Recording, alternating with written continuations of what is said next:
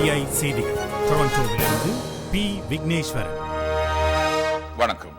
Australia நோக்கி அகதி கோரிக்கையாளர்களை ஏற்றிச் சென்ற படகொன்று இந்தோனேஷியா தென்பகுதி கடற்பிரதேசத்தில் மூழ்கியதில் ஆக குறைந்தது 4 பேர் உயிரிழந்ததை இந்தோனேஷிய போலீசார் இன்று உறுதி செய்தனர். இந்தோனேஷிய அதிகாரிகள் இலங்கையைச் சேர்ந்த 2 பெண்களும் 2 பிள்ளைகளும் மட்டுமே உயிரிழந்ததாகவும் படகில் 160 பேர் இருந்தனர் என்றும் தெரிவித்தனர்.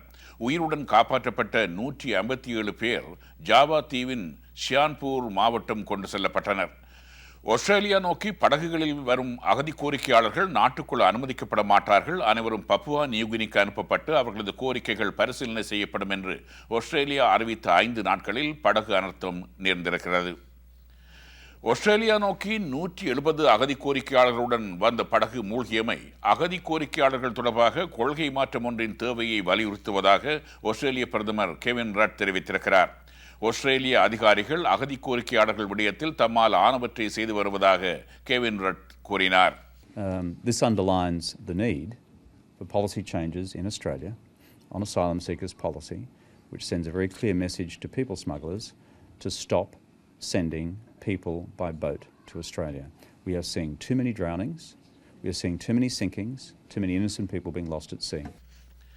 பீகார் மாநிலத்தில் பாடசாலை ஒன்றில் இலவச மதிய உணவு உண்ட பிள்ளைகள் 23 பேர் கடந்த வாரம் பலியான நிலையில் அந்த திட்டத்தில் பங்கேற்க அந்த மாநிலத்தின் லட்சக்கணக்கான ஆசிரியர்கள் மறுத்துள்ளனர். இலவச உணவு வழங்கும் திட்டத்தில் ஊழல் புரியோடி போயிருக்கிறது. போதுமான உதவிகளின்றியும் தரக்குறைவான உணவுப் பொருட்களை கொண்டும் மதிய உணவு திட்டம் நடத்தப்படுகிறது என்று ஆசிரியர் தொழிற்சங்கங்கள் குற்றம் சாட்டுகின்றன.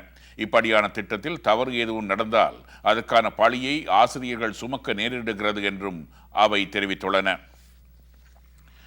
இரசாயன ஆயுதங்களை கண்டறியும் ஐக்கிய நாடுகளின் அதிகாரிகள் இன்று சிரியா போய் சேர்ந்தனர்.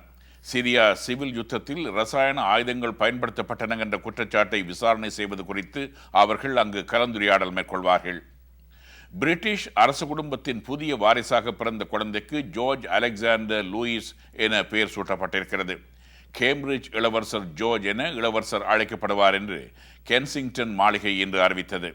எலிசபெத் மகாராணியின் தந்தையார் 6வது ஜார்ஜ் மன்னர் என அழைக்கப்பட்டார். விரிவான செய்திகள் டிவிஐயின் செய்தி அறிக்கையில் இடம்பெறும்.